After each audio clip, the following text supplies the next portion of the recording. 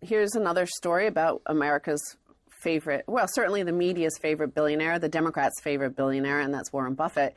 And it's interesting, we've been covering this divide in the U.S. And remember, Koch brothers are great billionaires or they're super bad billionaire villains.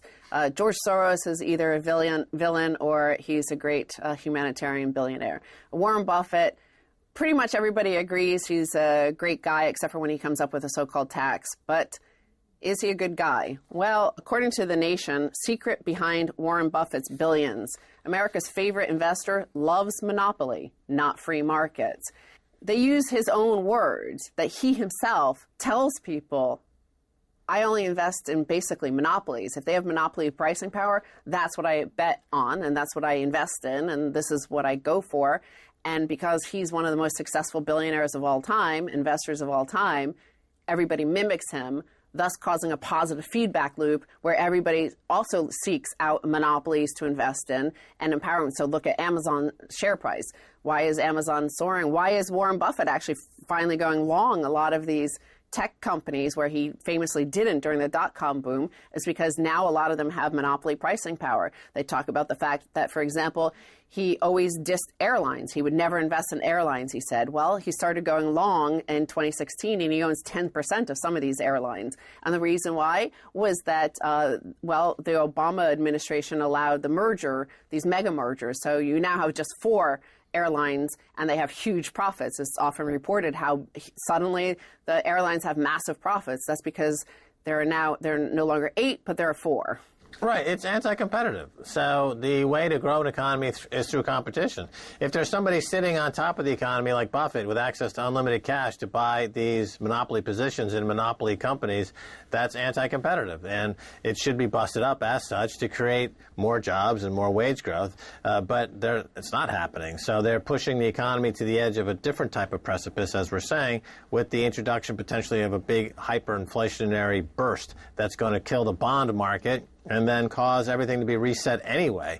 And then Buffett will be long gone, having made his $100 billion, but at the expense of a viable U.S. economy. Yeah, so everybody says, like, he's a great capitalist, he's, one of the richest guys in America, sometimes he's the richest, sometimes Bill Gates is, and blah, blah, blah. So here's an exact quote from him, the arch capitalist, they say. The single most important decision in evaluating a business is pricing power. If you've got the power to raise prices without losing business to a competitor, you've got a very good business. Look, there's nothing wrong seeking out businesses that are in good positions and able to raise prices.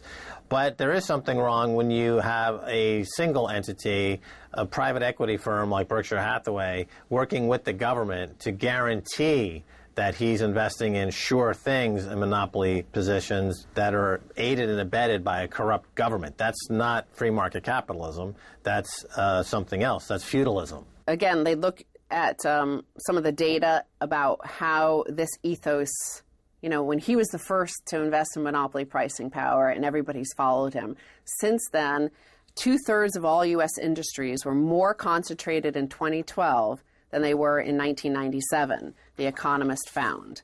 Since the Reagan era, the federal government has abandoned antitrust enforcement with markets for products like eyeglasses, toothpaste, beef, and beer whittled down to a few suppliers. The consolidation has vastly inflated corporate profits, damaged workers and consumers, stunted economic growth, and supercharged economic inequality. Supercharged economic inequality. The Democrats' favorite billionaire basically helped facilitate this by leading by example. And we have Donald Trump, we have incompetent buffoons that run for president nonstop because we have an economy that has left most people with nothing to lose. Right, he supercharged economic inequality.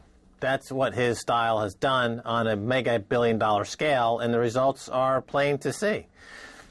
So apparently a billionaire walks through the room and the economies around them get devastated, whether it's back hundreds of years ago with Musa Mansa or Warren Buffett walks through your town, get ready for deflationary collapse. Well said.